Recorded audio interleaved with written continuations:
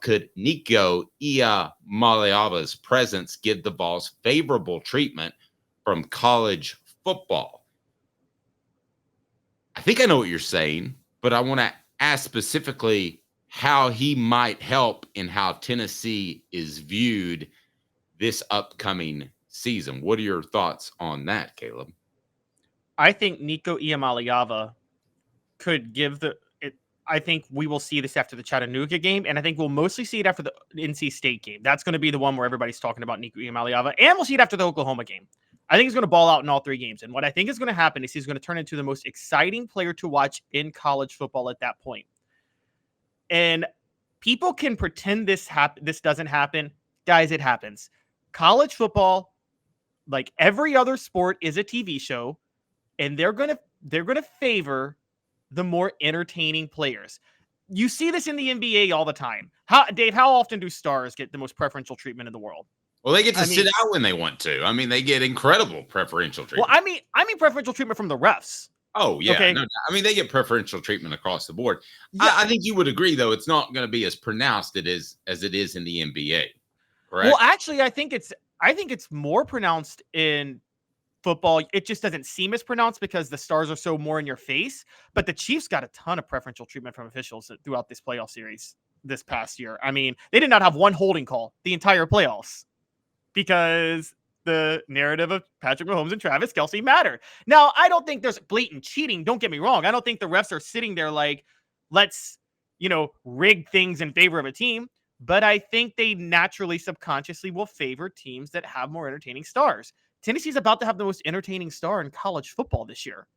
And I think because of that, subconsciously, you will see them get preferential treatment from officials. You'll see them get preferential treatment from, I would say, the College Football Playoff Selection Committee. And I'll say this, you will see them get preferential treatment in court when the lawsuit that Tennessee and Virginia are filing right now is going through the courts during the season. People can pretend that judges and justices and court people always go by the letter of the law. They don't. They kind of go by an emotional feel. And there will be some judges that may not even be Tennessee fans, but are college football fans that are like, this Nico guy is just too exciting to pass up. I don't want to be a part of punishing Tennessee while Nico Iamaleava is there. All right. A lot to unpack there. I want to start with one of the things you said that'll help Nico immediately in officiating. Officiating is so bad that I have trouble predicting it. So I basically just chuck that out the window. I don't know if it's going to be good or bad for or against Nico. I just think it's bad. My other thoughts are he's the young kid and that he's going to have to prove himself. Now, once you're seen around for a full season as a starter, I think you have a work, and this is a highly intelligent kid. He's going to have a working knowledge with the refs. He's not going to talk to the refs the same way your backup offensive guard would. I mean, there's going to be interaction there. So he's going to be even better as time goes along. Now, with the college football playoff, I think that is a huge factor. Brought to you by the Hemp House, the premier hemp dispensary online with a wide variety, great selection, and strict standards to ensure you only receive the best in CBD or Delta products. Hemp House Chat with 2Ts.com, Hemp House Chat with 2Ts.com. But it comes with the good and the bad. Use the promo code HOOK for 10% off. So when the college football playoff, the good is if you're 13 or 12 and they have a decision to make and the other team doesn't have a superstar, let's say they're Iowa, like this past year, you're going to make it in because of your superstar. The flip side, something happens to your superstar and he gets banged up late in the season, you're Florida State. But I do think odds are that Nico, his presence, his playmaking ability is going to have a huge effect on the college football playoff decision if it comes down to Tennessee is 12 or not.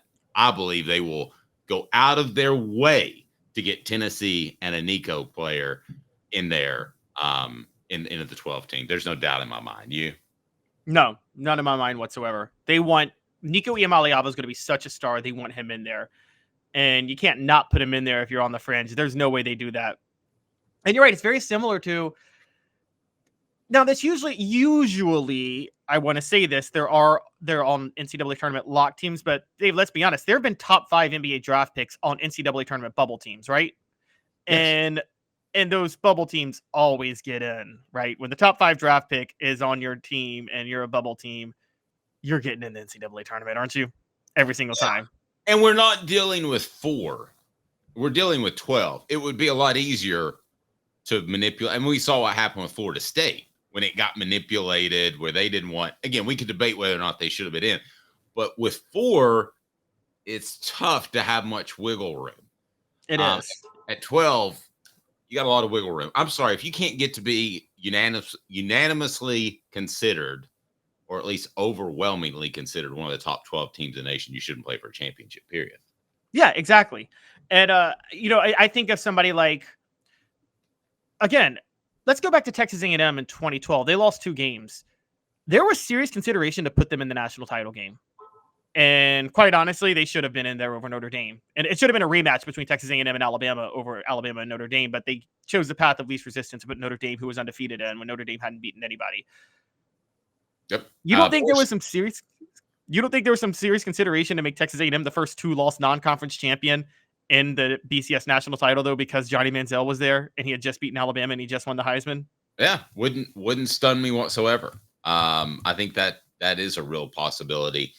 Now, as far as Nico getting officiating calls, do you really think that's a thing for Nico? And before you answer that, I remind all of our business owners out there that Apex Apparel is where you need to go. YourApexApparel.com, YourApexApparel.com, or call Tyler at 865-919-3001. Spirit wear for a school or group needs, embroidery, promo products, all that you need. So you think Nico gets a benefit from officiating just by being Nico in game 1 versus Chattanooga? No, after game 1, after September, when he's putting on a show, and no one's going to be. I think you and I both agree he's going to put on a show in September, right? And he's going to be so much fun to watch. I almost feel sorry for the mocks already, because you know that you also know it's not just him. You know, Josh Heupel's going to be motivated to put up a 70 spot. I mean, right now, if I put the over under at 59.5 points at Tennessee scores against I'm going over. I'm going over. Like, how many times did they cross 60 with Hendon Hooker? That was like a regular with these type of games, wasn't it? Yeah, maybe you're nice to Chattanooga because they're an in-state program and they're nice and all that, but I mean, they just don't have a lot of physical ability right now. They're solidly coached, but that game's going to get very out of hand very quickly. All right, let's take a look at our poll question here momentarily.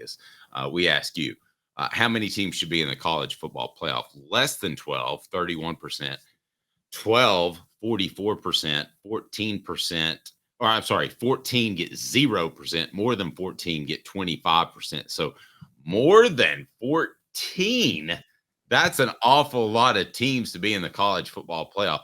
Are we ready for 32 teams? I don't know. Maybe. That's so insane to me, guys. I mean, I hope nobody really thinks that. I could go 32 action. I'd be all right with that.